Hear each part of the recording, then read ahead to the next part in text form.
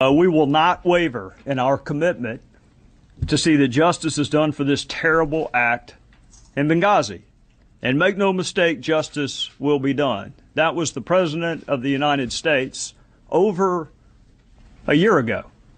We're investigating exactly what happened, but my biggest priority now is bringing those folks to justice.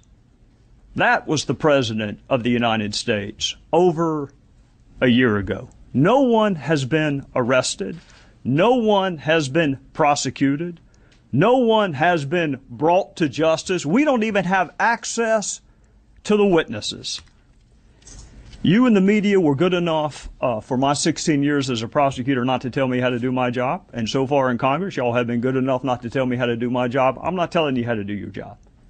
But I'm going to ask you some questions, and if you can't answer these questions, then I'll leave you to draw whatever conclusion you want to draw about whether or not the media has provided sufficient oversight. Can you tell me why Chris Stevens was in Benghazi the night that he was killed?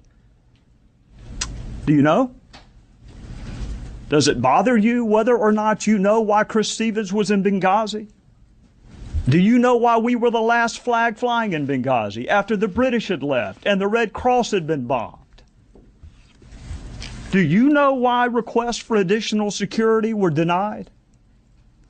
Do you know why an ambassador asking for more security days and weeks before he was murdered and those requests went unheeded? Do you know the answer to why those requests went unheeded? Do you know why no assets were deployed during the siege? And I've heard the explanation, which defies logic, frankly, that we couldn't have gotten there in time, but you know they didn't know when it was going to end. So how can you possibly cite that as an excuse? Do you know whether the president called any of our allies and said, can you help? We have men under attack. Can you answer that?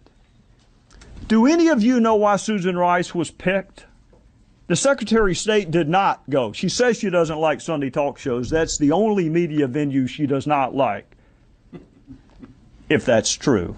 Why was Susan Rice on the 5 Sunday talk shows?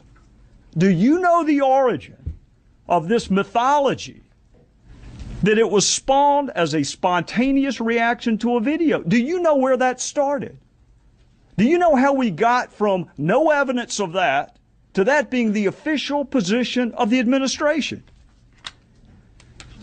In conclusion, Congress is supposed to provide oversight. The voters are supposed to provide oversight. And you were supposed to provide oversight. That's why you have special liberties, and that's why you have special protections. I am not surprised that the President of the United States called this a phony scandal. I'm not surprised that Secretary Clinton asked, what difference does it make? I'm not even surprised that Jay Carney said Benghazi happened a long time ago. I'm just surprised at how many people bought it.